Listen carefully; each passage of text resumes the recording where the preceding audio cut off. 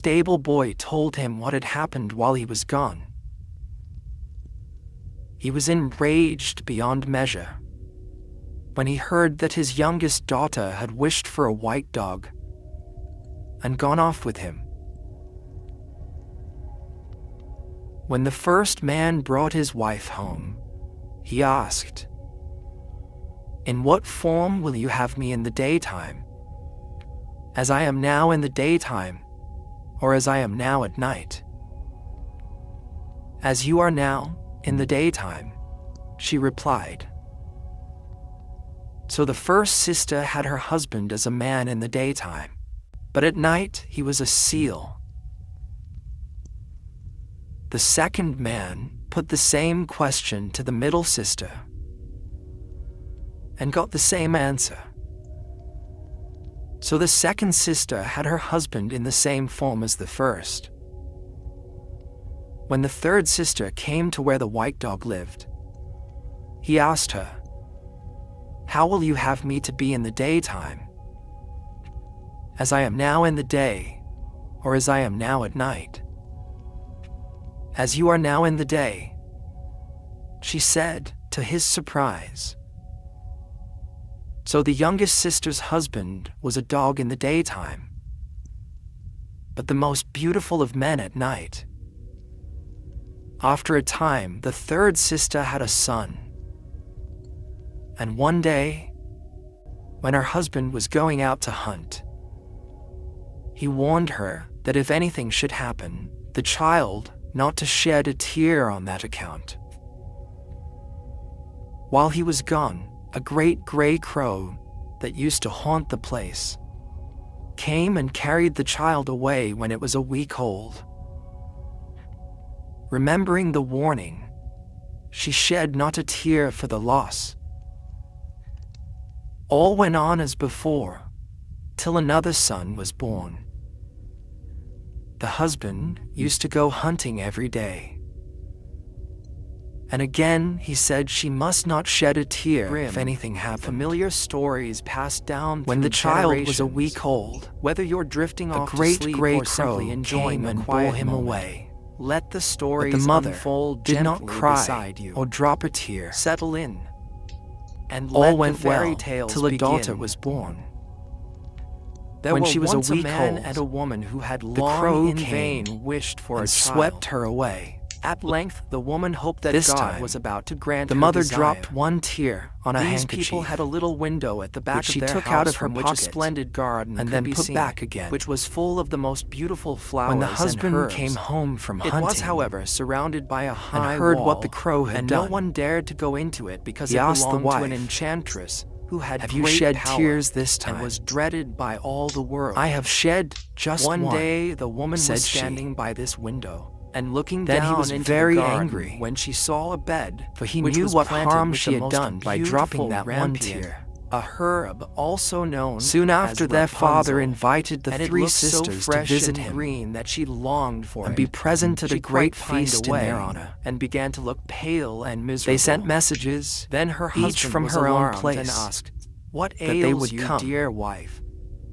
"Ah," The king she was replied, very glad "if at I the can't prospect eat of some seeing of his the children. rampion, which is in the garden But the behind queen our was house, grieved I shall die." and thought it a great disgrace man that her youngest who daughter loved had her no one to thought, come home with her. "Sooner than let your wife a white die, dog. bring her some of the rampion yourself." The white Let it dog was cost worried that what the it king will. wouldn't leave him inside with the At company, twilight, he clambered down but over would the drive wall him into from the garden castle of the to the enchantress, yard, hastily clutched a handful of and that the rampion dogs and outside took it to his wife. wouldn't leave a patch She of at skin once on his made back herself a salad of it and ate and it would tear the greedily. life out of him. It tasted so good to her, The so youngest very daughter good, comforted that the him. next day she longed for it 3 "There times is as no much danger as to before. you," she If whispered. he was to have any rest, "For her wherever husband I must am, once more you'll be. descend into the garden, And wherever you go, in the I'll gloom follow of evening, therefore, and take care he of let you." himself down again. But when he When had all was clambered ready down the for the wall, feast he was at the terribly castle, afraid, for and he the saw company the were enchantress assembled, standing before him. the "How king can attempted you to dare," banish the white said dog, she with angry look, "descend into my garden but the and youngest steal daughter would my not listen to rampion her like a father. thief?" You shall suffer for would not it. let the white dog out of her answered sight, he. Let mercy but take kept the place him of near justice. her at the I feast, only made up my mind to do it out of and necessity. divided with him the food that My came to wife saw herself. your rampion from the window, and When the felt feast such a was over, longing for it that she would have died and all the if she guests had had not gone, got some to eat.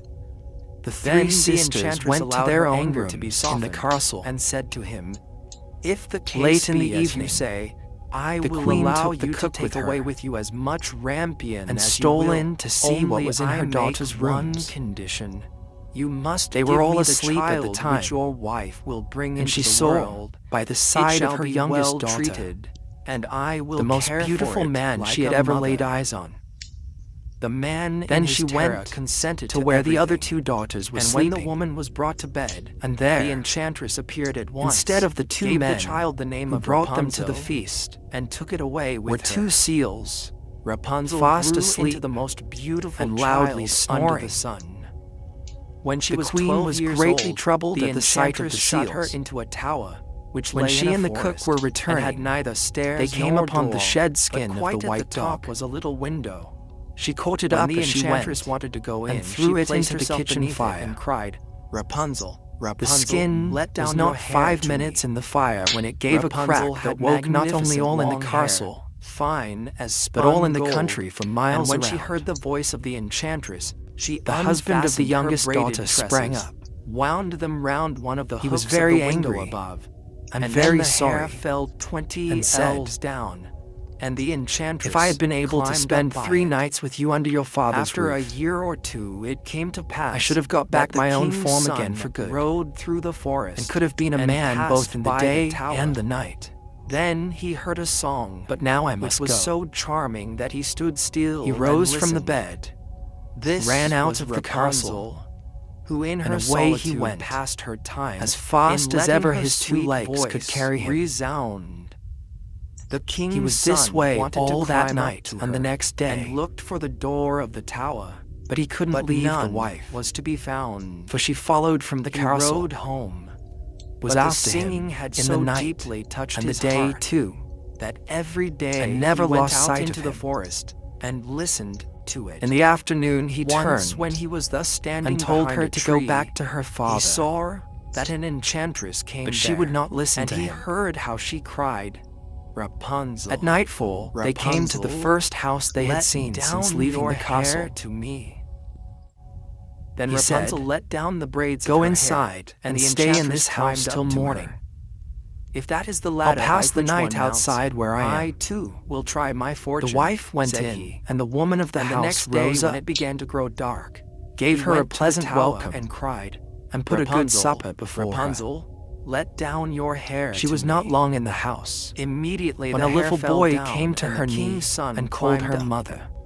At first Rapunzel was The terribly woman of the frightened house told when the a child man, to go back such to as his her place eyes had never yet beheld, and not to came come out her. again. But the king's son began to Here talk are a to pair her of scissors, quite like a friend, said and the told woman her of the that his house heart to the had been king's so daughter, stirred that it had let him and have they will no serve rest, you well. and he had been forced to see Whatever her. ragged people you Then see, Rapunzel lost her fear, if you and when cut he a asked piece her if off she would their take him for her rags, husband, and she saw that that he was moment, young and handsome, she thought, they will have new he will love me clothes more of than cloth old of Dame gold. Gothel does. And she said yes, and She laid stayed her that hand in night, his. for she had good She welcome. said, I will willingly go Next away morning, with when you, she went out, but I do not know her how to husband get said, down. Bring You'd with better you go a home now to skein your of father. silk every time that you come. I'll not go to and my I father will if I have to weave leave a you, ladder with said it. she.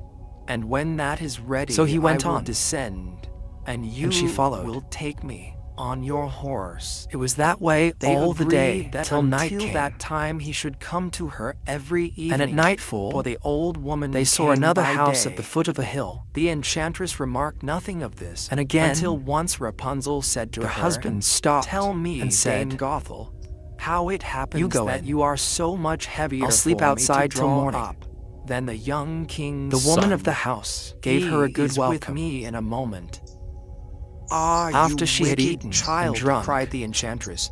What a do little I hear boy you came say? out of another room, I thought I had separated ran you to from her all knee, the world, and yet and said, you have deceived Mother. me.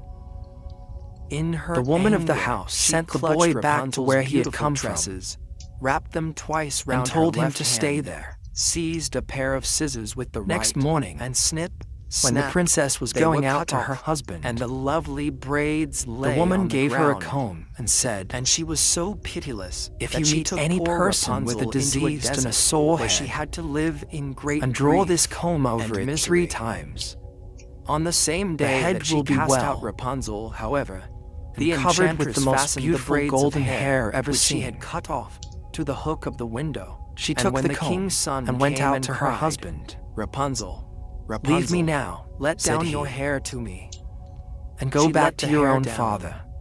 The king's son ascended. "I will not," but instead of finding said his she, dearest Rapunzel, "but I he will follow found you the while I have the enchantress, power." who gazed at him with wicked and So they went venomous forward looks. that day, Aha! as on the other she 2. cried mockingly.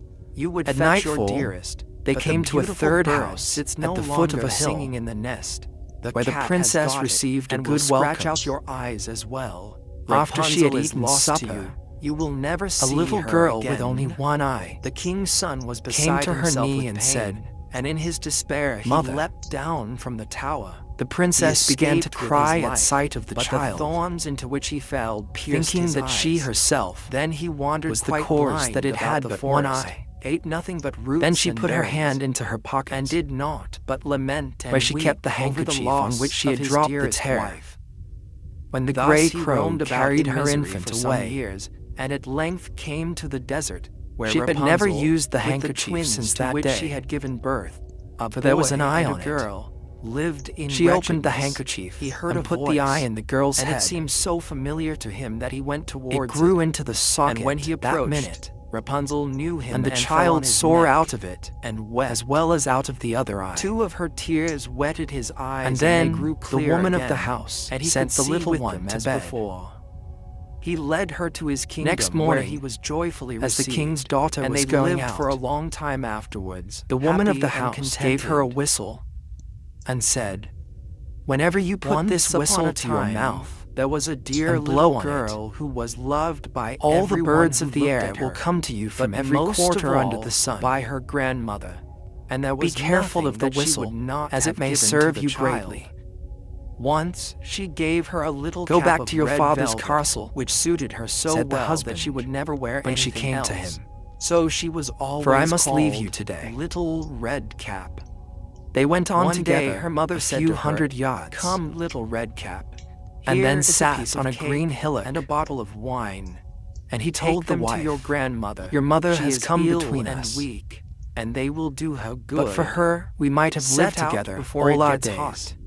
And when you are going, If I had walk been allowed to nicely pass 3 and nights with you in your quietly, father's house, and do not run off the path, I should have got or back you my may form of a fall man, and break the bottle. both in the And then your daytime grandmother and the night." will get nothing. And when you go into The her Queen of room, Tirnanoga, don't forget to say good the morning, land of youth, and don't peep into every corner enchanted before you and do put it. on me a spell I will take great care that said unless Little I Red could Cap spend to her 3 mother, nights with a wife and gave her hand on it. under her father's roof, The grandmother lived should out bear in the the form wood, half a of a league white from the dog. village, and just as One Little half Red of my Cap time. entered the wood, a wolf but met if the her. skin of the dog Red should be Cap burned did not know before what the a 3 wicked nights were creature over, he was, and was not at all afraid I must of go him. down to her kingdom Good day, Little Red and Cap, marry the queen said he. herself, Thank you kindly, wolf. and 'tis to her Whither away so I am early, going today. Little Red Cap? To my grandmother's. I have no power to What have stay, you got in your apron? and I must leave you. Cake and wine. Yesterday So was farewell. baking day.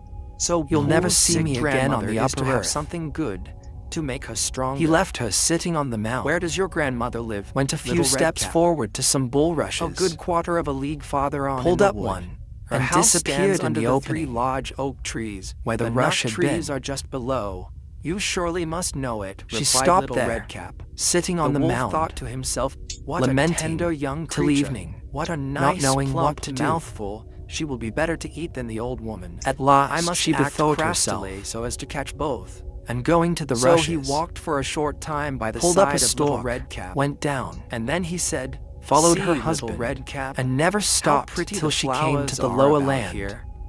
Why do you not look round? After a while she believe, reached a too, small house that you do near not a hear splendid how sweetly castle. the little birds are singing. You walked She went into the gravely house along and as if asked, you were going to school. could she while stay there everything till else morning? out here in the wood is You merry. can, said the woman of the house. Little Redcap raised And her welcome. eyes, and when she saw the sunbeams dancing here and there Next through day, the trees, the woman and of the pretty house flowers was growing washing everywhere, clothes. she thought, suppose I that take was how she grandmother made a a fresh living. nosegay. That would please her too. The princess fell It to is so early and in helped the her day with the that work. I shall still get there in good time. In the And course so of that she day, ran from the path into the the queen wood of to look for Tirna flowers, and the husband of and the whenever she princess had were picked married. one, she fancied that she saw a still prettier Near the one castle, farther on, and not far and from ran the after washerwoman's, it, and so got deeper lived a and deeper henwife into the with wood. 2 ragged little daughters. Meanwhile, the wolf ran straight to the grandmother's house. One of them and came knocked around at the door. washerwoman's house to play. Who is there? The child Little looked Redcap, so poor, replied the wolf, and her "She is clothes bringing were cake so and torn wine. and dirty, Open the door." that the "Lift princess the took latch," pity on her, called out the and grandmother. cut the clothes "I with am the too scissors weak which she had. and cannot get up." That The moment, wolf lifted the latch. the most The beautiful door dress sprang of open, cloth of gold and without saying a word, ever he seen went on straight woman or to the child in grandmother's that bed kingdom and devoured her. was on the henwife's daughter. Then he put on her clothes. When she saw what she dressed had on, himself in her the child cap, ran home to her laid mother himself in as bed, fast as ever she could and drew go. the curtains. Little Redcap, Who gave you however, that dress? had been running asked the about henwife. picking flowers, and when she had gathered A strange so many woman that she could that is carry in no that more, house beyond, she remembered her said the little grandmother girl, and set pointing out to on the way to washerwoman's her. house. She was surprised to find the cottage The door henwife standing went open, straight to the and queen when of she went Tirna into the Nog room, she had such a and said, strange feeling that she said to herself, "There is a "Oh strange dear, woman how uneasy in the I feel place, today. And at other times I who like will being be with likely grandmother to so take much." your She husband called out, from "Good you, morning," but received no answer. So unless she went you to the bed banish and drew her back away the curtains. or do There something lay to her her. grandmother with her cap pulled far over her face, For she has a and pair looking of very scissors strange. different from anything ever "Oh, seen or heard of in grandmother," this country. she said, "what big ears When the you queen heard have." this, "The she better sent to hear word you to the with, my princess child," that, was the reply. unless the "But scissors were given up grandmother, to her what big without eyes delay, you have," she said. "The she would better have to the head see off you her. with, my dear." But grandmother, The princess what said large she would hands give you up the have. scissors if the queen The would let her better to pass hug one you night with with. her husband. "Oh, but grandmother, what The a queen terrible answered that big she was mouth willing you to give have. her the one night. The better to eat you with." The princess And came scarcely and had gave the up the wolf said scissors, this, then with and one went to her bound own he was husband. out of bed and swallowed up but the queen had Redcap. given him a drink, When the wolf and had he fell appeased his asleep, appetite, he lay and down never again woke in the till bed, after the princess fell had asleep, gone in the morning. and began to snore very loud. Next day, the huntsman another was daughter just of the passing henwife house went to and the thought to washerwoman's himself, house to play. "How the old woman is She was snoring. wretched looking, I must her just head see being if she covered with wants scabs anything." and sores. So he went into the room. The princess drew and the when comb he came to the 3 bed, times over the he child's saw head, that the wolf cured was it, lying in it. and covered it "Do with I beautiful find you here, golden you hair. old sinner?" said he. The "I little have girl long ran home sought and you." told her mother Then just as he how was the going strange to fire at woman him, had drawn it the occurred comb to over him her that head, the wolf might have cured devoured it, the and grandmother, given her beautiful and that she golden might hair. still be saved, so he did not fire, but took a The pair of henwife scissors hurried off to and the began queen to and cut said, open the stomach of the sleeping wolf. "That strange When woman he had has a made comb 2 with snips, wonderful power he saw to the cure little red and cap give golden shining, hair, and then he made 2 snips and she'll take your more, husband and from the little you unless you girl banish sprang her out, or take her crying, life." "Ah, how frightened I have been!" The How queen dark sent it word was to the inside princess wolf. that unless she gave up And the comb, after that the aged grandmother would have came her out life. alive also, but scarcely the princess able to returned breathe. as answer that she would give Redcap, up the however, comb quickly fetched if she might great pass stones one night with which with the they queen's filled husband. the wolf's belly. And when he awoke, The queen was willing he wanted to run away, and gave her but husband the a stones draft were as so before. heavy that he collapsed at once. When the princess came, and he fell was dead. fast asleep, Then all and did not three wake were him delighted. till after she had gone The in the huntsman morning. drew off the wolf's skin On the and 3rd went home day, with it. the The washerwoman grandmother ate the and the cake princess and drank the wine went which out to Redcap walk, had brought, and revived. and the first daughter of the But henwife Redcap with them. thought to herself, "As When they were long as I outside the live, town, the princess I will put the never whistle to by her myself mouth and blew. leave the path to run That into moment, the wood. The birds when of the my air mother flew to has her from forbidden every me to do direction in so." flocks. It also related Among that them was once a bird when of Redcap song was again and taking new cakes to tales. the old grandmother, another wolf spoke The to princess her went to and one tried side to with the entice her bird. from the path. Redcap, "What means however, can I was take?" on her guard, asked she, and went straight forward against on the her queen way, to get back my husband. and told her grandmother that she had met "Is the it best wolf, to kill her? and that he had said And can I good do it?" morning to her. But "It with is such very a wicked hard," look in his said the eyes, bird, that if they "to had kill not her. been on the public road, she was certain he would have There is eaten no her one up. in old Tir na Nog Well, who is able to said the take her grandmother, life, we will but shut her own the door, husband. that he may not come Inside a holly tree in front of the castle is Soon a ram. afterwards, the wolf knocked, In the ram a and duck, cried, "Open in the duck the door, an egg, grandmother. and in I that am egg little Red is her Cap, heart and life. and am bringing you some cakes." No man can cut that But they holly did tree not but her speak, husband. or open the door. So the graybeard The princess stole blew the twice whistle or again. thrice round the house, and A at fox last and a hawk jumped came on to the her. roof, intending to wait until She Red caught Cap and put went them into home 2 in the boxes, evening, and then to steal which the after washerwoman her had with and her, devour and took her them to in her the new home. darkness. But the When the grandmother henwife's saw daughter what went was in his home, thoughts. In she front told of the her mother house was a about the great whistle. stone trough. So she said to the Away child, ran the "Take henwife to the pale queen Red Cap, and said, I made some sausages yesterday. That strange so woman carry the has a water whistle in which I boiled them that to brings the trough." together all the birds Red of the Cap air, carried until the great trough and was she'll have quite your full. husband yet, Then unless you the take her smell head. of the sausages reached the wolf, and he sniffed I'll and take the peeped whistle down, from her, and at anyhow, last said the stretched queen. out his neck so far that he So could she no sent longer keep for his the whistle. footing, and began to slip. The princess slipped gave down answer from the that she roof would give up the straight whistle into the great if she might trough, pass one night and with was the queen's drowned. husband.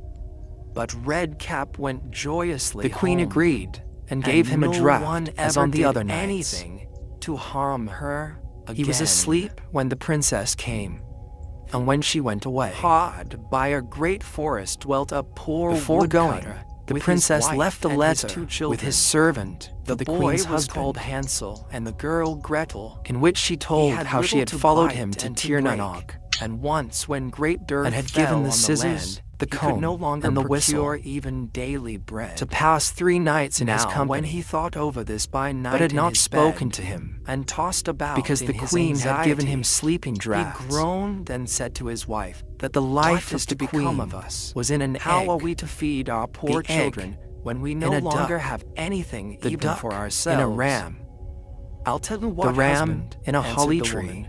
"Early in front of the tomorrow castle, we will take the children out into and that the no forest man to where could it is split the thickest. tree but There himself. we will light a fire for them, and give As each soon of as he them got the one letter, more piece of the bread. husband took an and axe then we will go to our work and went to the holly leave tree. them alone.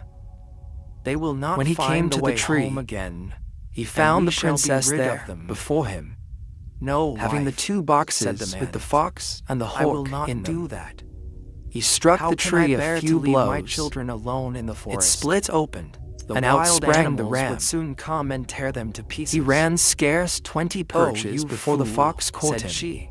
"Then we must all fox 4 tore him die of open. hunger. You Then the may as duck well plane flew the out. planks for our coffins." And she The duck left had him not no flown peace 15 until he perches. consented. When the "But hawk I caught feel and very killed her, sorry for the poor smashing children the egg. all the same," said the man. that instant, the queen of The 2 Tir na children had Nog also died. not been able to sleep for hunger, The and had husband heard what their kissed and stepmother had said embraced to their his father. faithful wife. Gretel wept bitter tears. He gave a great and feast, said to Hansel, and when the "Now feast was all over, is over he with burned us. the henwife with her house, Be quiet, Gretel," said Hansel. built a palace for the "Do not washerwoman, distress yourself, and made his I will servant soon secretary. find a way to help us." They never And left when the Tir na old Nog, folks had fallen asleep, and are living he there got up, happily now. put on his little coat, And so may opened we the live door here. below, and crept outside. The moon shone brightly, In and the heart white of Ireland, pebbles which lay in front where the of the mists house weave through the glittered hills like a real dance of silver spirits. pennies. There lay a Hansel village, stooped untouched and by stuffed time. the little pocket of his coat with as This many village as had a he could get secret. in. Then he A went pact back made long and ago said to Gretel, with the Fae, "Be comforted, dear the little mysterious sister, and sleep capricious in beings peace. of the other God world. will not forsake us." A realm parallel and he to lay our down own, again in his bed. veiled in When day enchantment dawned, and but shadow. before the sun had risen, the woman came This and ancient awoke the 2 pact children, decreed saying, the promise that "Get the up, Fae you would protect the sluggards. villages from We are misfortune. going into the forest to fetch wood." In return, She gave each they were a to little piece abide of by bread one and rule. said, There is something for never your to dinner, venture into the but do not forbidden eat it up forest that before lay at then, the edge of the village, for you will get nothing else. shrouded in perpetual twilight. Gretel took the after bread dusk. under her apron, as Hansel had the pebbles in his pocket. The agreement had held for Then generations, they all set out together on the way to the forest. passed down through When the they had walked a ages short like a time, sacred Hansel torch. stood still and peeped back at the house. Its origins and did so lost to the again and mists of again. time. His father said, and the Hansel, villagers what lived are in you looking harmony at there with and the staying land behind and its for? unseen guardians. Pay attention, and do not forget how to use But your as the legs. years turned, Our father, the seeds said of Hansel, curiosity I'm and the innate looking at my little restlessness of white human cat, nature which is sitting up on the roof, began to and stir wants to within say the goodbye hearts of to the me. villagers. The wife said, Whispers Fool, of the that wonders is not your and little dangers cat. of the That is the forbidden morning forest sun, which is grew shining into on the tales of chimneys. enchantment and temptation. Hansel, however, had not forest been looking called to back them, at the cat, a but had siren been constantly song throwing of the one unknown, of the white pebble stones out of his promising pocket on the road. secrets and adventures When they had beyond reached the their middle of the wildest forest, dreams. the father said, Now, children, A young pile up villager some wood, named and I will Aemon, light a fire with that hair you may as not dark be as the cold. raven, Hansel and eyes Gretel filled gathered with the brushwood spark of together, curiosity, as high as a found little himself hill. drawn to the forbidden brushwood forest. was lighted, and when the flames were He had burning heard the very tales high, of the Fae, the woman said, Now, of their children, beauty, lay and their yourselves wrath. down by the fire and And rest. something deep We will within go him into the forest yearned and cut to some uncover wood. the truth. When we have done, we will come One back evening, and under the fetch you cloak away. of twilight, Hansel and Gretel Aemon sat ventured by into the, the fire, forest. and when noon came, The trees each ate a whispered little piece of secrets bread. in a And as language they heard lost the to strokes men. of the wood axe, they And the believed deeper that their he walked, father was near. the more the line It was between the not the worlds axe, seemed however, to blur. but a branch which he had fastened After to a hours withered of tree, wandering, which the wind was he blowing began to backwards wonder if and perhaps he forwards. should turn back. And as they had been sitting such a Having long found time, nothing of the their Fae eyes and the closed ancient with oaths, fatigue, but a and they beguiling fell sense of fast awe asleep. and unease. When at last they awoke, it was It was already then that he dark saw night. her. Gretel began to cry and A said, Fae maiden, How are we to get out of the forest bathing now? in a But moonlit Hansel glade, comforted her and said, her Just skin wait a glowing little with fairy until light, the moon has risen, her and presence then we will commanding, soon find the way. yet ethereal, And when the full moon like a had vision risen, crafted from Hansel moonlight took his and little shadow. sister by the hand and followed the pebbles moment which she shone sensed like Aemon's newly approach, coined silver pieces. she turned and towards showed them him, the way. her movements They graceful, walked the whole night her long, eyes and shimmering by break pools of day the deepest came green, once more to their father's house. reflected a world They unseen knocked by at the mortal door, eyes, and when the woman opened it, capturing and saw the that very it was essence Hansel of the and other Gretel, world. she said, "You naughty An enigmatic children, smile played why upon have her you lips, slept so long in the forest? and in that smile, we thought you Aemon were sensed never a coming blend of back at curiosity all." and amusement. The father, however, rejoiced, as if she for found it his had cut him bewilderment to the heart both to leave them expected behind alone. and Not delightfully long intriguing. afterwards, there was once more She introduced great herself in a dearth voice throughout the that land, carried the melody of and the the children forest. heard their mother saying at night to "I am their Aisling," father, she said, "Everything is her eaten words again. a gentle echo We in the have still one air. half loaf left. And Guardian that of is these the woods, end. and daughter to the The Fae children King. must go. We will take them farther As into days the wood, turned so into that they will weeks, not find their Aemon way found out himself again. returning to the There glade is no to meet other Aisling means in of secret, saving ourselves. breaking man's the heart ancient was pact heavy, with every and he nightfall, thought, drawn would be by an better for you to inexplicable share the bond last that seemed to mouthful with grow your stronger children. with every encounter. The woman, however, would listen to nothing Aisling, that he too, had to say, but found herself scolded and intrigued reproached him. by this human's He who genuine says wonder A and respect for must the say natural B world, likewise. And as traits he had yielded seldom the seen first in time, those from he beyond had the to Fae do so realm. a second time also. Their The conversations, children, however, once were cautious, still awake and had heard the conversation. flourished into When the exchanges old of folks tales were asleep, and Hansel laughter, again got up and of wanted to human go out and dreams pick up and pebbles Fae as he magic. had done before. But the woman had They locked shared the door, stories and under the Hansel could moonlit not get sky. out.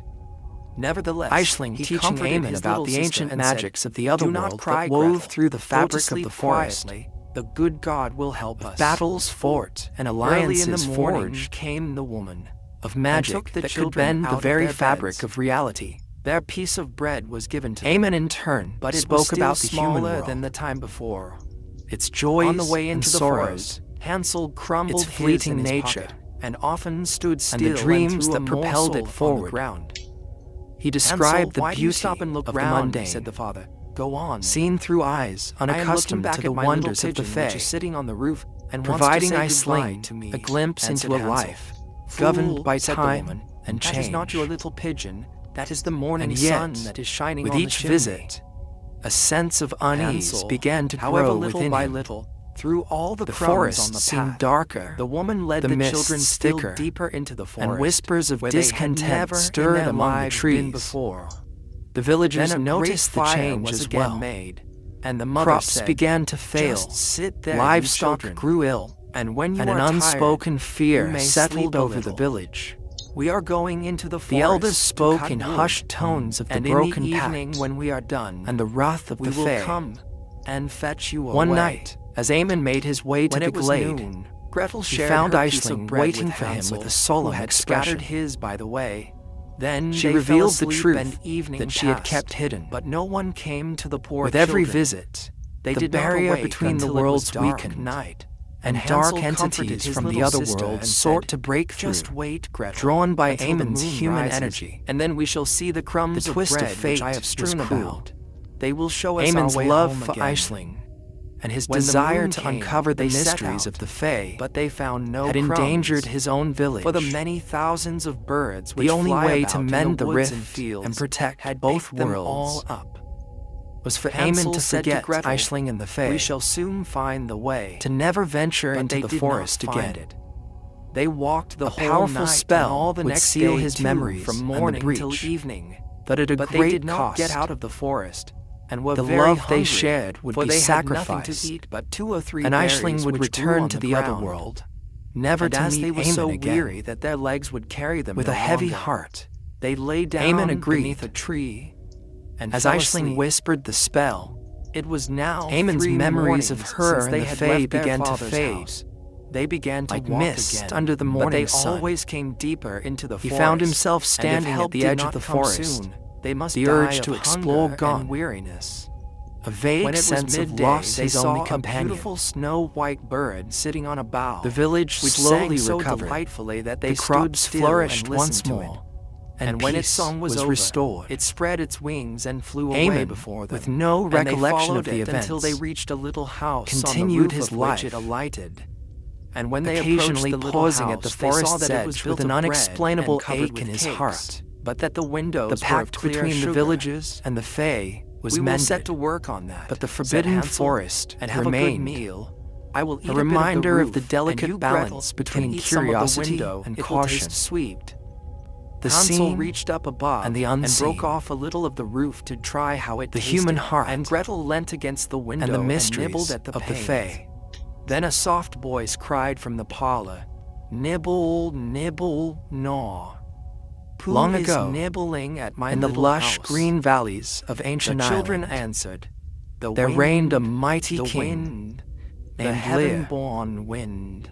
He was known And far went and on wide eating for his without wisdom, disturbing themselves. generosity, and fair Hansel, rule. who liked the taste of the roof, King tore Lear was down blessed great with a piece of wife it, named and Iwe, Gretel pushed out the whole whose of beauty one was round renowned window throughout pane, the land. sat down and enjoyed Together, herself with they it. had 4 children: Suddenly the door Funula, opened, and a Iod, woman as Theocra, old as the and hills, who supported herself their on laughter crutches, echoed through the came halls of the creeping royal out. palace, Hansel and Gretel filling were their so parents' terribly hearts with frightened joy. that they let fall what But they had in happiness, their hands. as fleeting The as the old morning woman, mist, however, nodded her soon head turned and to said, sorrow. "Oh, you dear children, Tragedy who has brought struck you when here? Oib, Do beloved come in wife and stay and with mother, me. No fell harm gravely shall ill happen to you." and She passed took away. them both by the hand and led them into King her Lear little was house. overcome with grief, Then good food was set before and the them, kingdom milk mourned and alongside pancakes him. with sugar, apples, In and time, nuts. however, Afterwards, the king's 2 pretty little advisors beds urged were him covered to with clean remarry, white linen,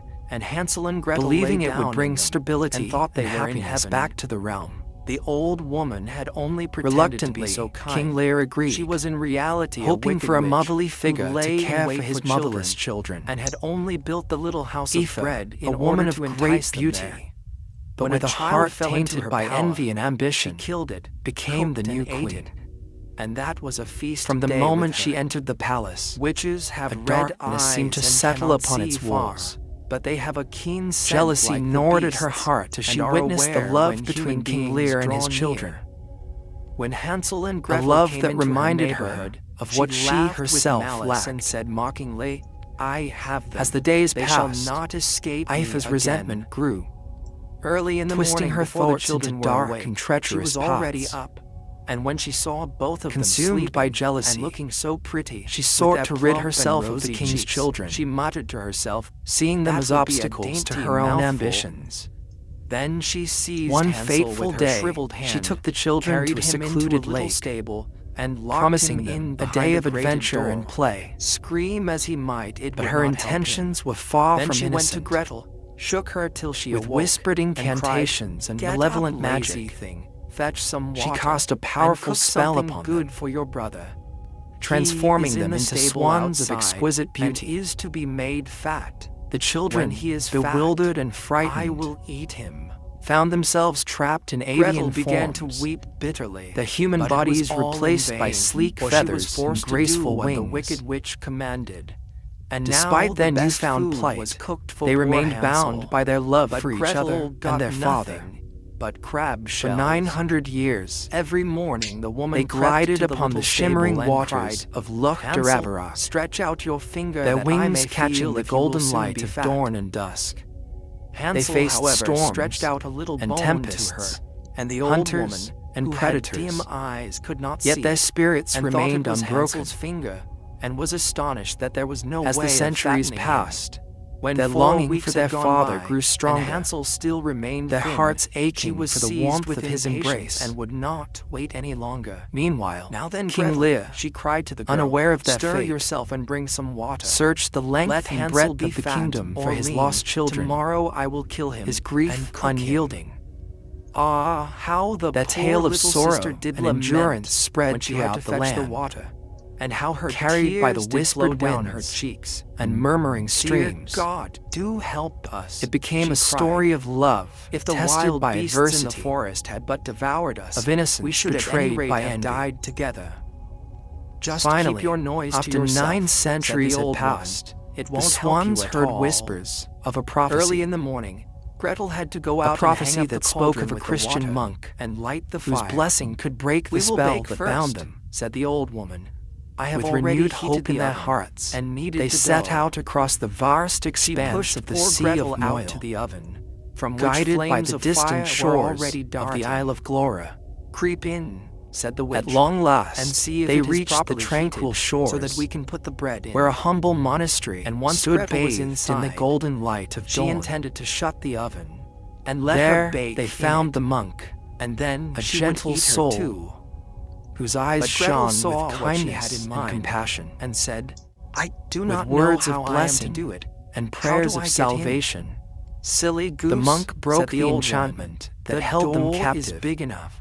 Just look." As the first light I of can dawn get in touched their myself. feathers, And the she swans crept up felt a and warmth thrust her spreading head through into their the oven. bodies, a Then sensation Gretel gave her a long push forgotten. that drove her far into it, and Their shut the avian iron door, forms melted away, and fastened the bolt. revealing their true Oh, selves then once she began more. to howl quite horribly. But time had taken its Gretel toll, ran away, and and the they godless emerged witch was as old miserably and burned weary to death. as the ancient Gretel, oaks however, that shaded the ran monastery like lightning grounds, to Hansel, opened his little with stable tears and of cried, joy and sadness "Hansel, mingling on their we are cheeks. saved. They embraced The each old other witch one is last dead." time, Then their hearts Hansel heavy with the sprang weight of like a 9 bird from centuries its worth of cage when the memories. door is opened.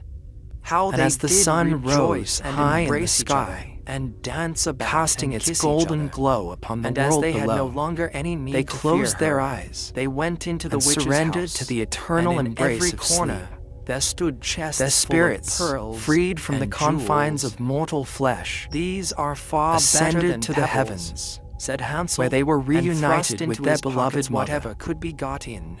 And Gretel Together, said, "I they too soared will among take the something stars, home with me," and their filled her voices pinafore blending with the full. celestial chorus But in now a song of we must be everlasting off, peace said and Hansel, love.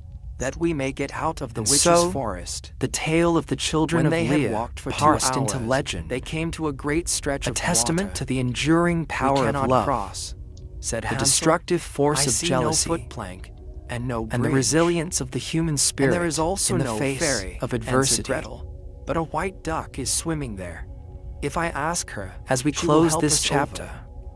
Then on the she charming cried, world of Irish "Little folk duck, tales, little duck, and the dost thou beguiling see fay, Hansel and Gretel are let their waiting for thee? mysterious magic There's never stay a with plank you. or bridge in sight. Allow their Take us stories across to on thy gently back guide your so dreams white." tonight. The duck came Rest to them, well, and Hansel and may you seated wake himself on with its a back touch of and enchantment told in your his sister heart. to sit by him. "No," replied Gretel, "that will be too heavy for the little duck.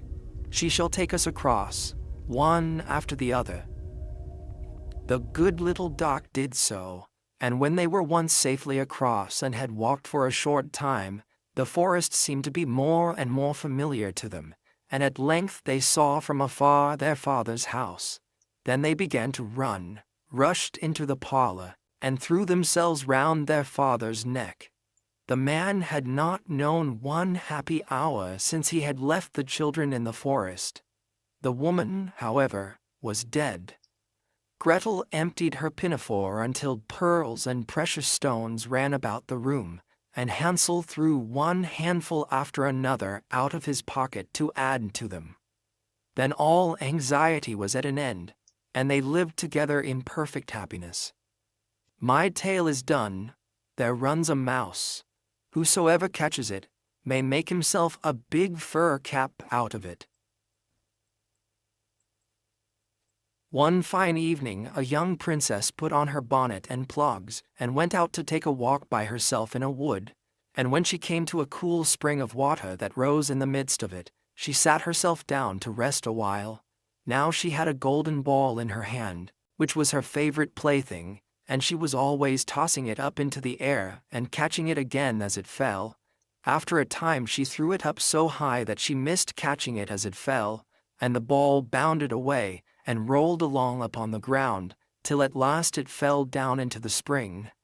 The princess looked into the spring after her ball, but it was buried deep, so deep that she could not see the bottom of it. Then she began to bewail her loss, and said, "Alas, if I could only get my ball again, I would give all my fine clothes and jewels, and everything that I have in the world."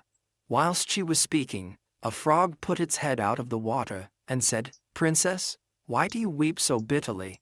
"Alas," said she, "what can you do for me, you nasty frog? My golden ball has fallen into the spring." The frog said, "I want not your pearls and jewels and fine clothes, but if you will love me, and let me live with you and eat from off your golden plate, and sleep upon your bed, I will bring you your ball again." "What nonsense," thought the princess, "this silly frog is talking. He can never even get out of the spring to visit me, though he may be able to get my ball for me, and therefore I will tell him he shall have what he asks." So she said to the frog, "Well, if you will bring me my ball, I will do all you ask." Then the frog put his head down and dived deep under the water, and after a little while he came up again with the ball in his mouth and threw it on the edge of the spring. As soon as the young princess saw her ball, she ran to pick it up, and she was so overjoyed to have it in her hand again that she never thought of the frog, but ran home with it as fast as she could. The frog called after her, "Stay, princess, and take me with you as you said." But she did not stop to hear a word. The next day, just as the princess had sat down to dinner, she heard a strange noise, tap, tap, plash, plash, as if something was coming up the marble staircase. And soon afterwards there was a gentle knock at the door, and a little voice cried out and said, "Open the door, my princess dear. Open the door to thy true love here, and mind the words that thou and I said, by the fountain cool, in the greenwood shade." Then the princess ran to the door and opened it, and there she saw the frog, whom she had quite forgotten. At this sight she was sadly frightened, and shutting the door as fast as she could, came back to her seat. The king, her father, seeing that something had frightened her, asked her what was the matter. "There is a nasty frog," said she, "at the door that lifted my ball for me out of the spring this morning. I told him that he should live with me here, thinking that he could never get out of the spring, but there he is at the door, and he wants to come in." While she was speaking, the frog knocked again at the door, and said, "Open the door, my princess dear, open the door to thy true love here, and mind the words that thou and I said, by the fountain cool, in the greenwood shade." Then the king said to the young princess, "As you have given your word you must keep it, so go and let him in." She did so, and the frog hopped into the room, and then straight on, tap, tap, plash, plash, from the bottom of the room to the top, till he came up close to the table where the princess sat. "Pray lift me upon chair," said he to the princess, "and let me sit next to you." As soon as she had done this, the frog said, "Put your plate nearer to me, that I may eat out of it."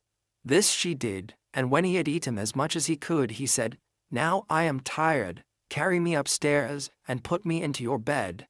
And the princess, though very unwilling, took him up in her hand, and put him upon the pillow of her own bed, where he slept all night long. As soon as it was light, he jumped up, hopped downstairs, and went out of the house. "Now then," thought the princess, "at last he is gone, and I shall be troubled with him no more."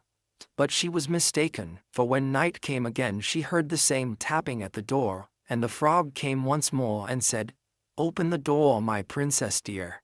Open the door to thy true love here, and mind the words that thou and I said, by the fountain cool, in the greenwood shade." And when the princess opened the door, the frog came in, and slept upon her pillow as before, till the morning broke. And the third night he did the same. But when the princess awoke on the following morning, she was astonished to see, instead of the frog, a handsome prince, gazing on her with the most beautiful eyes she had ever seen, and standing at the head of her bed. He told her that he had been enchanted by a spiteful fairy, who had changed him into a frog, and that he had been fated so to abide till some princess should take him out of the spring, and let him eat from her plate and sleep upon her bed for 3 nights. "You," said the prince, "have broken his cruel charm, and now I have nothing to wish for but that you should go with me into my father's kingdom, where I will marry you, and love you as long as you live." The young princess, you may be sure, was not long in saying yes to all this, and as they spoke a gay coach drove up with 8 beautiful horses, decked with plumes of feathers and a golden harness, and behind the coach rode the prince's servant, faithful Heinrich, who had bewailed the misfortunes of his dear master during his enchantment so long and so bitterly that his heart had well nigh burst. They then took leave of the king, and got into the coach with 8 horses, and all set out, full of joy and merriment, for the prince's kingdom, which they reached safely, and there they lived happily a great many years. By the side of a wood, in a country a long way off, ran a fine stream of water, and upon the stream there stood a mill. The miller's house was close by, and the miller, you must know, had a very beautiful daughter. She was, moreover, very shrewd and clever, and the miller was so proud of her that he one day told the king of the land, who used to come and hunt in the wood, that his daughter could spin gold out of straw. Now this king was very fond of money, and when he heard the miller's boast his greediness was raised, and he sent for the girl to be brought before him. Then he led her to a chamber in his palace where there was a great heap of straw, and gave her a spinning wheel and said, "All this must be spun into gold before morning, as you love your life." It was in vain that the poor maiden said that it was only a silly boast of her father, for that she could do no such thing as spin straw into gold. The chamber door was locked, and she was left alone. She sat down in one corner of the room, and began to bewail her hard fate, when on a sudden the door opened, and a droll-looking little man hobbled in and said, "Good morrow to you, my good lass. What are you weeping for?" "Alas," said she, "I must spin this straw into gold, and I know not how." "What will you give me," said the hobgoblin, "to do it for you?" "My necklace," replied the maiden. He took her at her word, and sat himself down to the wheel, and whistled and sang, round about, lo and behold, reel away, straw into gold." And round about the wheel went merrily. The work was quickly done, and the straw was all spun into gold. When the king came and saw this, he was greatly astonished and pleased, but his heart grew still more greedy of gain, and he shut up the poor miller's daughter again with a fresh task. Then she knew not what to do, and sat down once more to weep, but the dwarf soon opened the door and said, "What will you give me to do your task?" "The ring on my finger," said she. So her little friend took the ring, and began to work at the wheel again, and whistled and sang, round about, lo and behold, reel away, straw into gold. till long before morning, all was done again. The king was greatly delighted to see all this glittering treasure, but still he had not enough, so he took the miller's daughter to a yet larger heap and said, "All this must be spun tonight, and if it is, you shall be my queen." As soon as she was alone, that dwarf came in and said, "What will you give me to spin gold for you this third time?" "I have nothing left," said she. "Then say you will give me," said the little man, "the first little child that you may have when you are queen." "That may never be," thought the miller's daughter, and as she knew no other way to get her task done, she said she would do what he asked. Round went the wheel again to the old song, and the mannikin once more spun the heap into gold. The king came in the morning, and finding all he wanted was forced to keep his word, so he married the miller's daughter, and she really became queen. At the birth of her first little child she was very glad, and forgot the dwarf and what she had said. But one day he came into her room where she was sitting playing with her baby, and put her in mind of it. Then she grieved sorely at her misfortune, and said she would give him all the wealth of the kingdom if he would let her off, but in vain, till at last her tears softened him, and he said, "I will give you 3 days' grace, and if during that time you tell me my name, you shall keep your child." Now the queen lay awake all night, thinking of all the odd names that she had ever heard, and she sent messengers all over the land to find out new ones. The next day the little man came, and she began with Timothy, Ichabod, Benjamin, Jeremiah, and all the names she could remember, but to all and each of them he said, "Madam, that is not my name." The second day she began with all the comical names she could hear of, Bandy Legs, Hunchback, Crookshanks, and so on, but the little gentleman still said to every one of them, "Madam, that is not my name." The third day, one of the messengers came back and said, "I have traveled 2 days without hearing of any other names, but yesterday, as I was climbing a high hill among the trees of the forest, where the fox and the hare bid each other good night, I saw a little hut, and before the hut burnt a fire, and round about the fire a funny little dwarf was dancing upon one leg, and singing, 'Merrily the feast I'll make, today I'll brew, tomorrow bake, merrily I'll dance and sing, for next day will a stranger bring, little does my lady dream, Rumpelstiltskin is my name.'" When the queen heard this, she jumped for joy, and as soon as her little friend came, she sat down upon her throne, and called all her court round to enjoy the fun, and the nurse stood by her side with the baby in her arms, as if it was quite ready to be given up. Then the little man began to chuckle at the thought of having the poor child to take home with him to his hut in the woods, and he cried out, "Now, lady, what is my name?" "Is it John?" asked she. "No, madam." "Is it Tom?" "No, madam." "Is it Jemmy?" "It is not."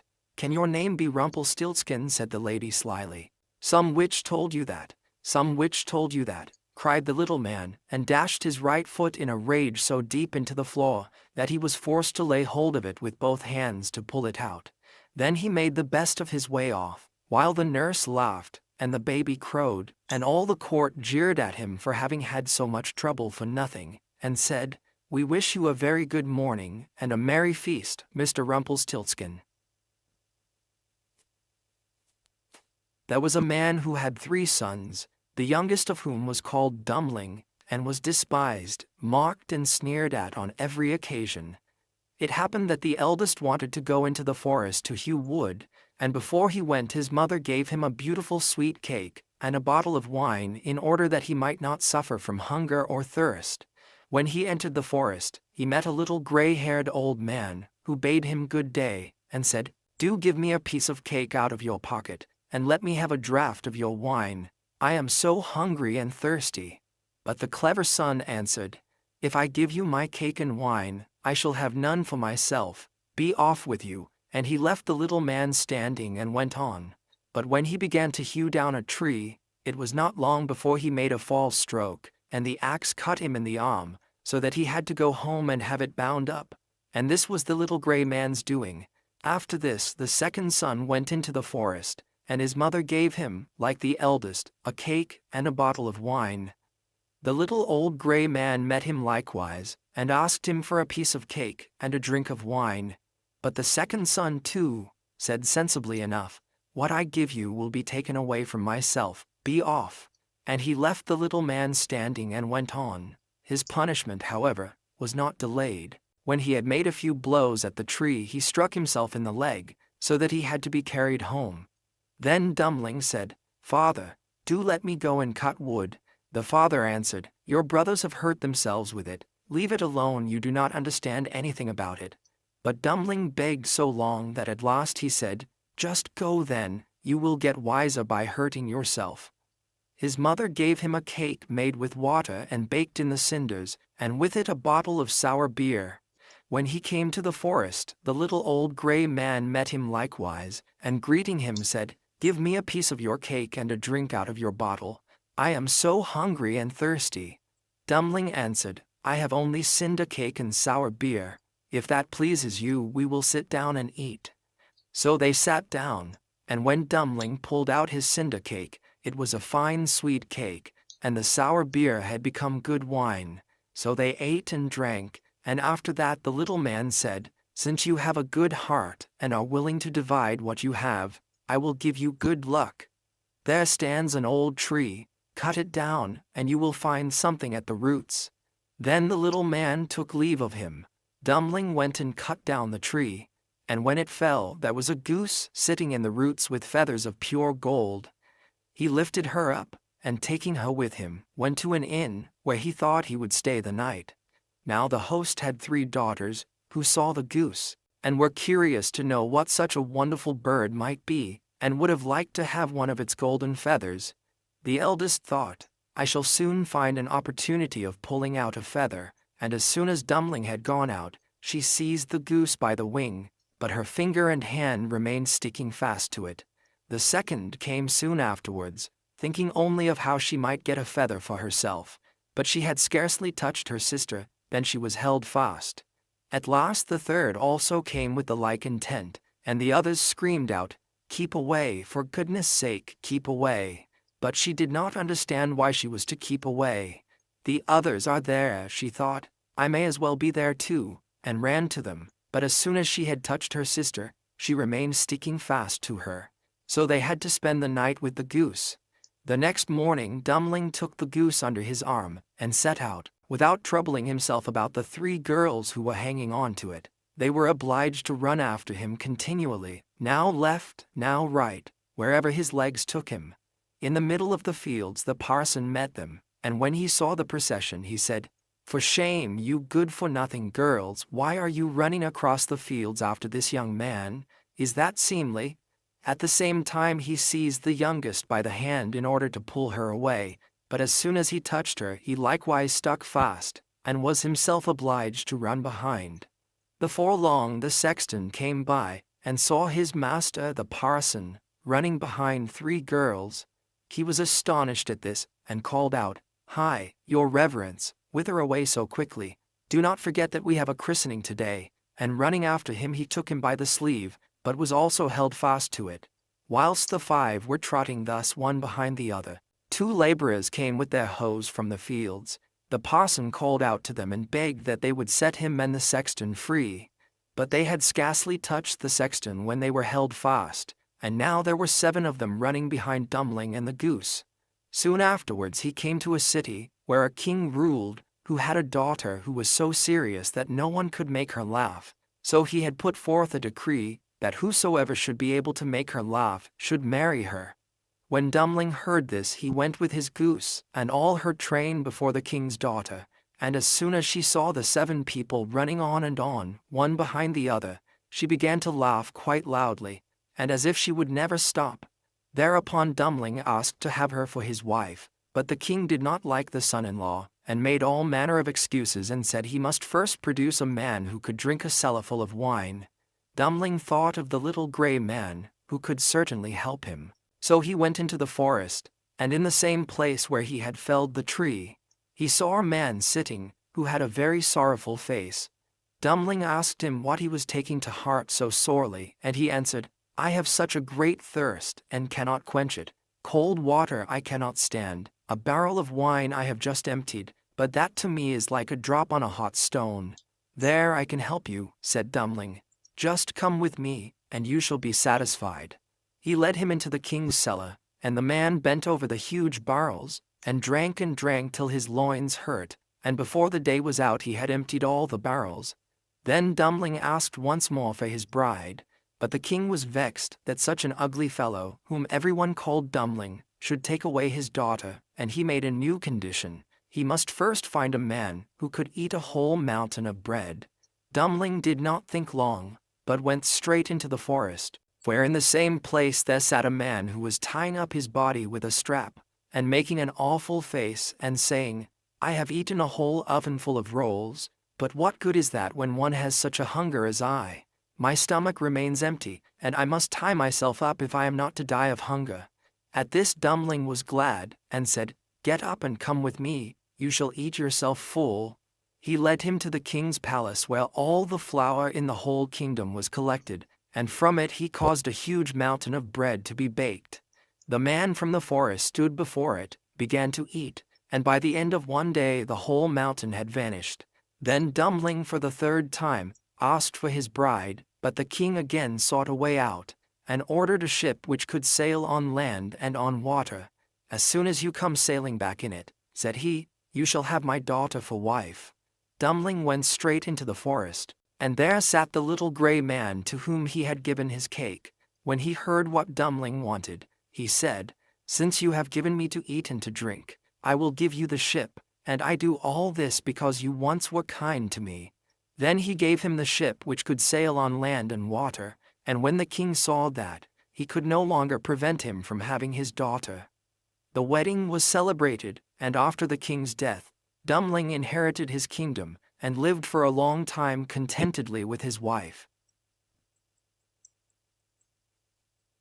There was a king who had 12 beautiful daughters. They slept in 12 beds all in one room, and when they went to bed the doors were shut and locked up, but every morning their shoes were found to be quite worn through, as if they had been danced in all night, and yet nobody could find out how it happened or where they had been. Then the king made it known to all the land that if any person could discover the secret, and find out where it was that the princesses danced in the night, he should have the one he liked best for his wife, and should be king after his death. But whoever tried and did not succeed, after 3 days and nights, should be put to death. A king's son soon came.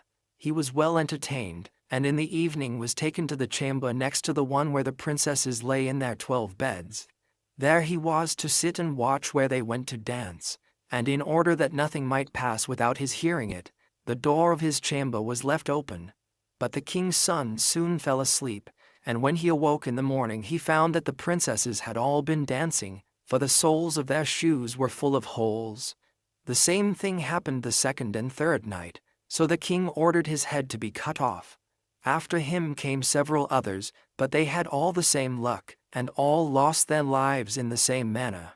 Now it chanced that an old soldier who had been wounded in battle, and could fight no longer, passed through the country where this king reigned, and as he was traveling through a wood, he met an old woman who asked him where he was going. "I hardly know where I am going or what I had better do," said the soldier, "but I think I should like very well to find out where it is that the princesses dance, and then in time I might be a king." "Well," said the old dame, "that is no very hard task. Only take care not to drink any of the wine which one of the princesses will bring to you in the evening, and as soon as she leaves you pretend to be fast asleep." Then she gave him a cloak, and said, "As soon as you put that on, you will become invisible, and you will then be able to follow the princesses wherever they go." When the soldier heard all this good counsel, he determined to try his luck, so he went to the king, and said he was willing to undertake the task. He was as well received as the others had been, and the king ordered fine royal robes to be given him, and when the evening came he was led to the outer chamber.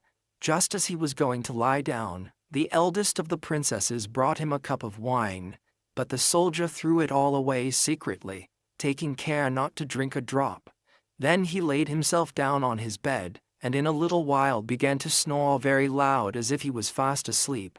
When the 12 princesses heard this, they laughed heartily, and the eldest said, "This fellow too might have done a wiser thing than lose his life in this way."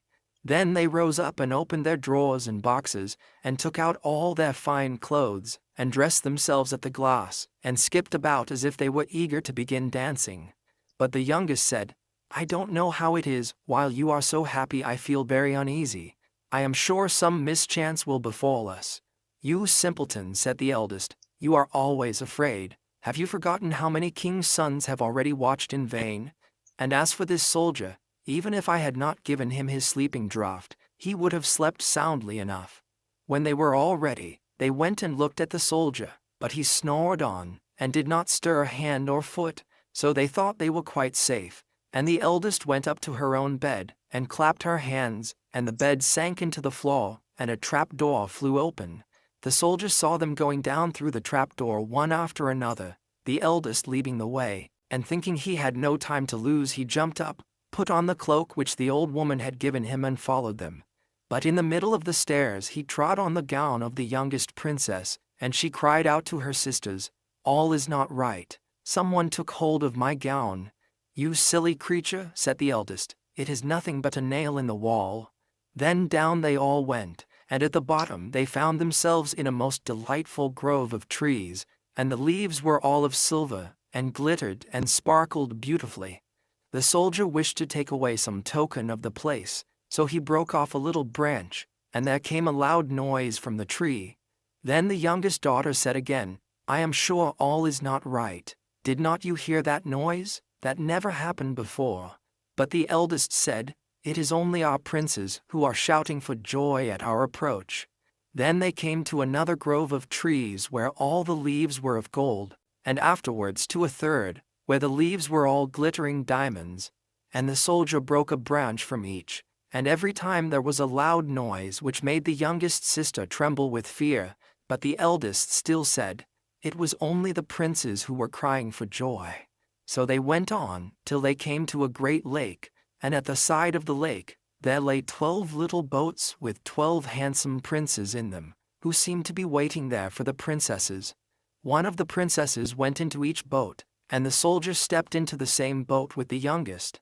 As they were rowing over the lake, the prince who was in the boat with the youngest princess and the soldier said, I do not know why it is, but though I am rowing with all my might, we do not get on so fast as usual, and I am quite tired. The boat seems very heavy today. It is only the heat of the weather, said the princess. I feel it very warm too.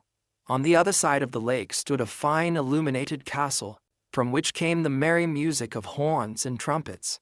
There they all landed, and went into the castle, and each prince danced with his princess, and the soldier who was all the time invisible danced with them too. And when any of the princesses had a cup of wine set by her, he drank it all up, so that when she put the cup to her mouth it was empty. At this too the youngest sister was terribly frightened, but the eldest always silenced her.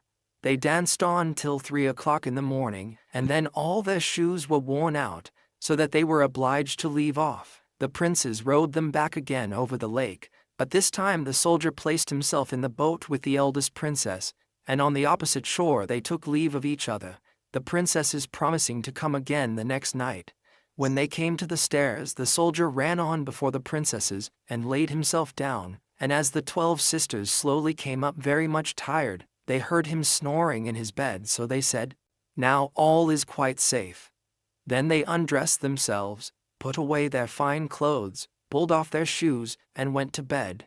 In the morning the soldier said nothing about what had happened, but determined to see more of this strange adventure, and went again the second and third night. And everything happened just as before. The princesses danced each time till their shoes were worn to pieces, and then returned home. However, on the third night the soldier carried away one of the golden cups as a token of where he had been.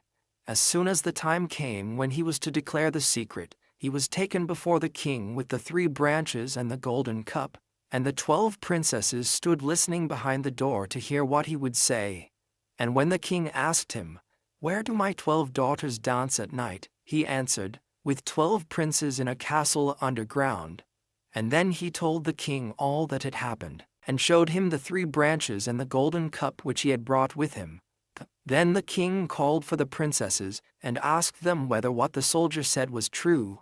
And when they saw that they were discovered, and that it was of no use to deny what had happened, they confessed it all.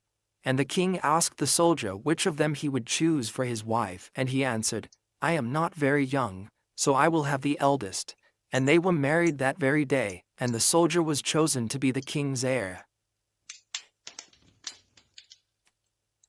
There was once a shoemaker who worked very hard and was very honest, but still he could not earn enough to live upon, and at last all he had in the world was gone, save just leather enough to make one pair of shoes.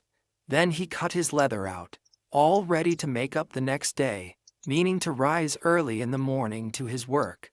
His conscience was clear, and his heart light amidst all his troubles, so he went peaceably to bed, left all his cares to heaven, and soon fell asleep. In the morning, after he had said his prayers, he sat himself down to his work, when to his great wonder, there stood the shoes already made upon the table. The good man knew not what to say or think at such an odd thing happening. He looked at the workmanship. There was not one false stitch in the whole job. All was so neat and true that it was quite a masterpiece.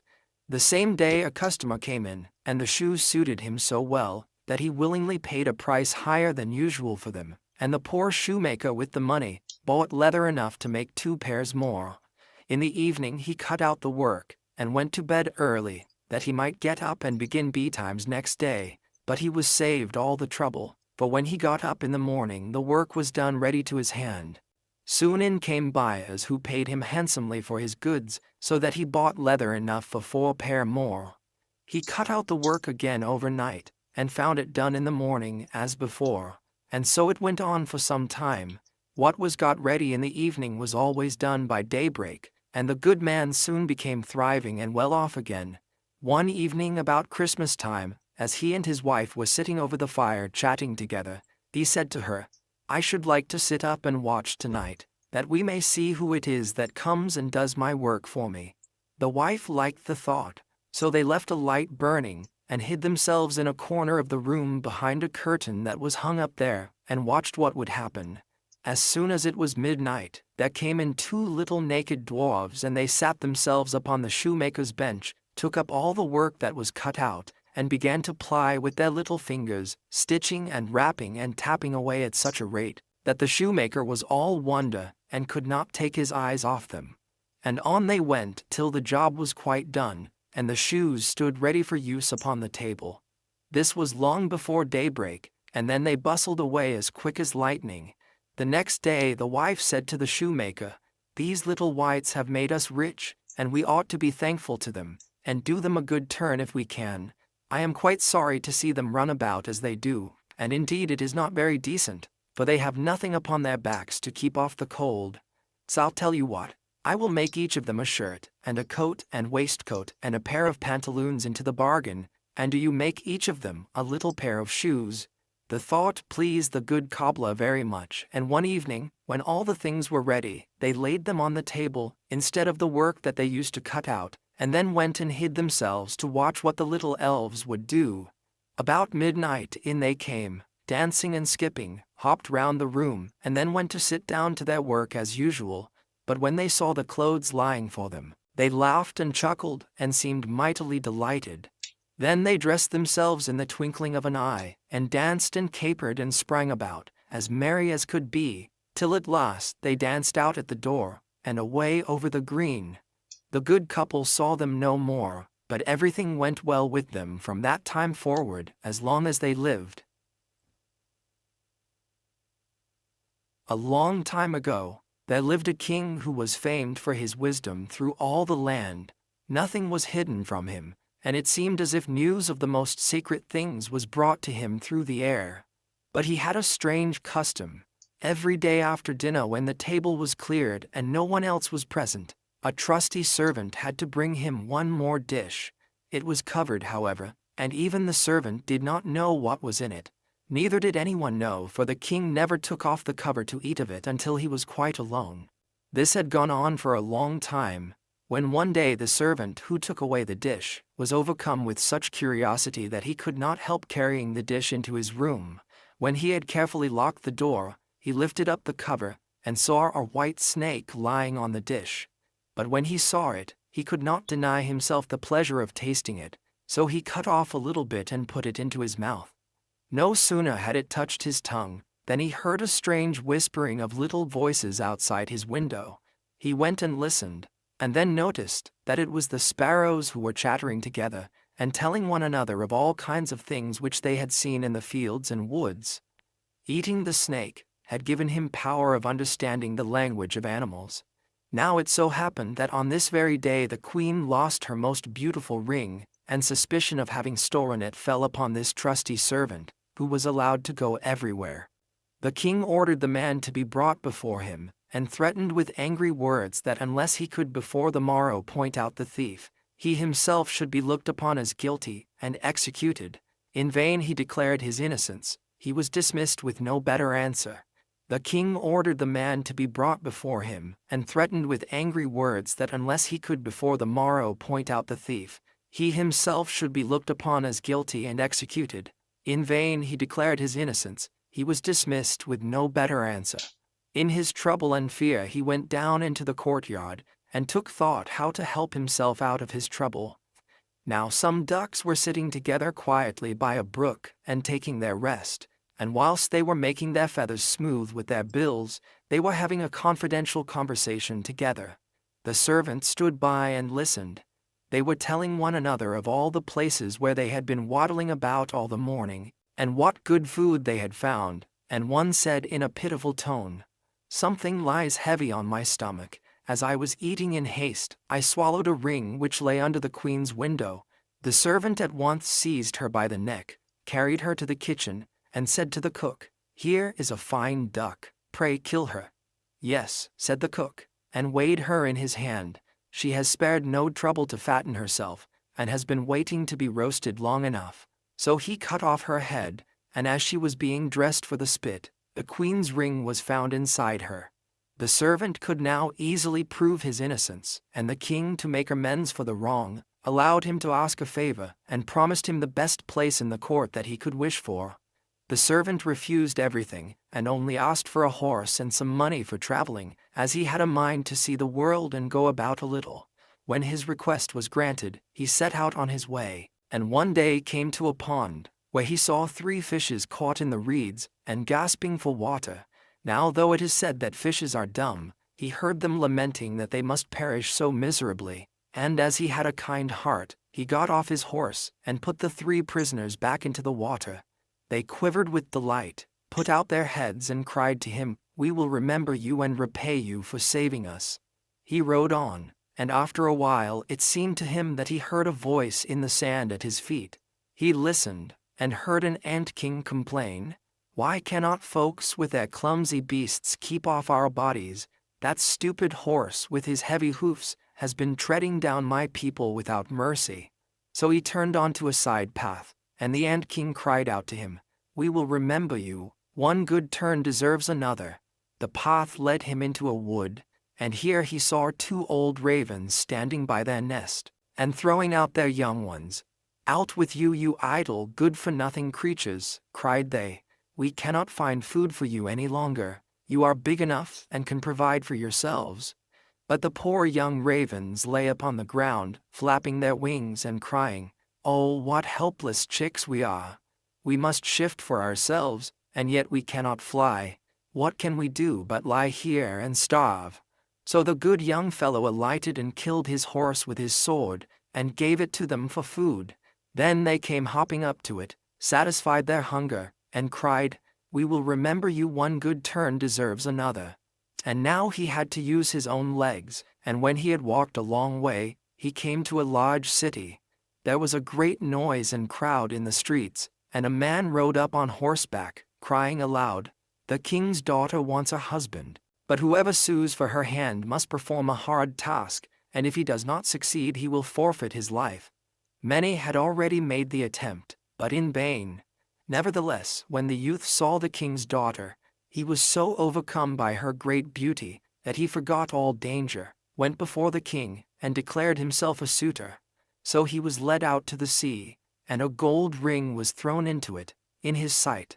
Then the king ordered him to fetch this ring up from the bottom of the sea, and added, "If you come up again without it, you will be thrown in again and again until you perish amid the waves." All the people grieved for the handsome youth. Then they went away, leaving him alone by the sea. He stood on the shore and considered what he should do, when suddenly he saw 3 fishes come swimming towards him. and they were the very fishes whose lives he had saved. The one in the middle held a mussel in its mouth, which it laid on the shore at the youth's feet, and when he had taken it up and opened it, there lay the gold ring in the shell. Full of joy, he took it to the king, and expected that he would grant him the promised reward. But when the proud princess perceived that he was not her equal in birth, she scorned him, and required him first to perform another task. She went down into the garden and strewed with her own hands 10 sacks full of millet seed on the grass. Then she said, "Tomorrow morning before sunrise these must be picked up, and not a single grain be wanting." The youth sat down in the garden, and considered how it might be possible to perform this task, but he could think of nothing, and there he sat sorrowfully awaiting the break of day, when he should be led to death. But as soon as the first rays of the sun shone into the garden, he saw all the 10 sacks standing side by side, quite full, and not a single grain was missing. The ant king had come in the night with thousands and thousands of ants, and the grateful creatures had by great industry picked up all the millet seed and gathered them into the sacks. Presently the king's daughter herself came down into the garden, and was amazed to see that the young man had done the task she had given him. But she could not yet conquer her proud heart, and said, "Although he has performed both the tasks, he shall not be my husband until he has brought me an apple from the tree of life."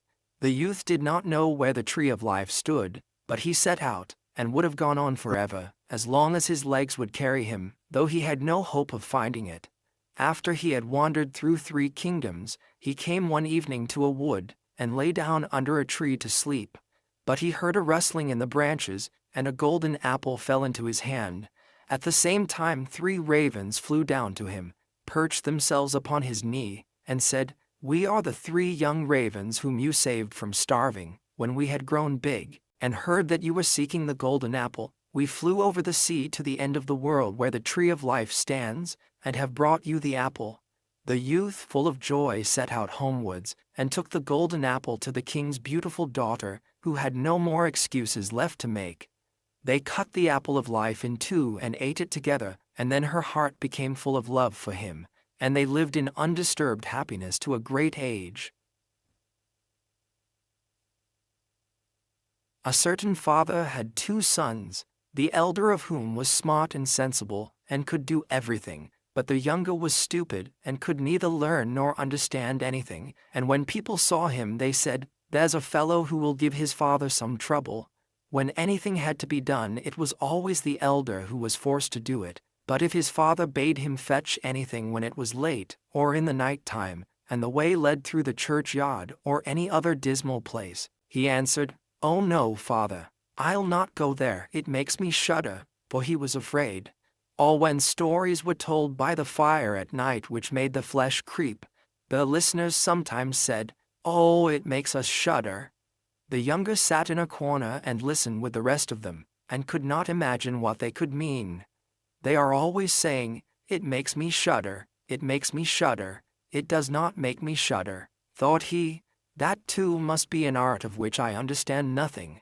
Now it came to pass that his father said to him one day, "Hearken to me, thou fellow in the corner there, thou art growing tall and strong, and thou too must learn something by which thou canst earn thy living. Look how thy brother works, but thou dost not even earn thy salt." "Well, father," he replied, "I am quite willing to learn something. Indeed, if it could but be managed, I should like to learn how to shudder. I don't understand that at all yet." The elder brother smiled when he heard that, and thought to himself, "Good God, what a blockhead that brother of mine is! He will never be good for anything as long as he lives. He who wants to be a sickle must bend himself betimes." The father sighed and answered him, "Thou shalt soon learn what it is to shudder, but thou wilt not earn thy bread by that." Soon after this, the sexton came to the house on a visit, and the father bewailed his trouble, and told him how his younger son was so backward in every respect that he knew nothing, and learnt nothing. "Just think," said he, "when I asked him how he was going to earn his bread, he actually wanted to learn to shudder." "If that be all," replied the sexton, "he can learn that with me. Send him to me, and I will soon polish him." The father was glad to do it, for he thought, "It will train the boy a little." The sexton therefore took him into his house, and he had to ring the bell. After a day or two, the sexton awoke him at midnight, and bade him arise and go up into the church tower and ring the bell. "Who is there?" cried he, but the figure made no reply, and did not move or stir. "Give an answer," cried the boy, "or take thyself off, thou hast no business here at night." The sexton, however, remained standing motionless that the boy might think he was a ghost. The boy cried a second time, "What do you want here? Speak if thou art an honest fellow, or I will throw thee down the steps." The sexton thought, "He can't intend to be as bad as his words," uttered no sound and stood as if he were made of stone. The sexton's wife waited a long time for her husband, but he did not come back. At length she became uneasy and wakened the boy and asked, "Dost thou not know where my husband is? He climbed up the tower before thou didst." "No, I don't know," replied the boy, "but someone was standing by the sounding hole on the other side of the steps, and as he would neither give an answer nor go away, I took him for a scoundrel and threw him downstairs. Just go there and you will see if it was he. I should be sorry if it were." She carried him down, and then with loud screams, she hastened to the boy's father. "Your boy," cried she, "has been the cause of a great misfortune. He has thrown my husband down the steps and made him break his leg. Take the good-for-nothing fellow away from our house." The father was terrified, and ran thither and scolded the boy. "What wicked tricks are these?" said he. "The devil must have put this into thy head." "Father," he replied, "do listen to me. I am quite innocent. He was standing there by night, like one who is intending to do some evil. I did not know who it was, and I entreated him 3 times either to speak or to go away." "Ah," said the father, "I have nothing but unhappiness with you. Go out of my sight, I will see thee no more." "Yes, father, right willingly, wait only until it is day, then will I go forth and learn how to shudder, and then I shall at any rate understand one art which will support me." "Learn what thou wilt," spake the father. "It is all the same to me. Here are 50 thalers for thee. Take these and go into the wide world, and tell no one from whence thou comest, and who is thy father, for I have reason to be ashamed of thee." "Yes, father, it shall be as you will. If you desire nothing more than that, I can easily keep it in mind." When day dawned, therefore, the boy put his 50 thalers into his pocket, and went forth on the great highway, and continually said to himself, "If I could but shudder, if I could but shudder." Then a man approached, who heard this conversation which the youth was holding with himself, and when they had walked a little farther to where they could see the gallows, the man said to him, "Look, there is the tree where 7 men have married the ropemaker's daughter, and are now learning how to fly. Sit down below it, and wait till night comes, and you will soon learn how to shudder." "If that is all that is wanted," answered the youth, "it is easily done, but if I learn how to shudder as fast as that, thou shalt have my 50 thalers. Just come back to me early in the morning." Then the youth went to the gallows, sat down below it, and waited till evening came, and as he was cold, he lighted himself a fire, but at midnight the wind blew so sharply that in spite of his fire, he could not get warm, and as the wind knocked the hanged men against each other and they moved backwards and forwards, he thought to himself, "Thou shiverest below by the fire, but how those up above must freeze and suffer." And as he felt pity for them, he raised the ladder and climbed up, unbound one of them after the other, and brought down all 7. Then he stirred the fire, blew it, and set them all round it to warm themselves, but they sat there and did not stir, and the fire caught their clothes. So he said, "Take care, or I will hang you up again." The dead men, however, did not hear, but were quite silent, and let their rags go on burning. On this he grew angry, and said, "If you will not take care, I cannot help you, I will not be burnt with you," and he hung them up again each in his turn. Then he sat down by his fire and fell asleep, and the next morning the man came to him, and wanted to have the 50 thalers, and said, "Well, dost thou know how to shudder?"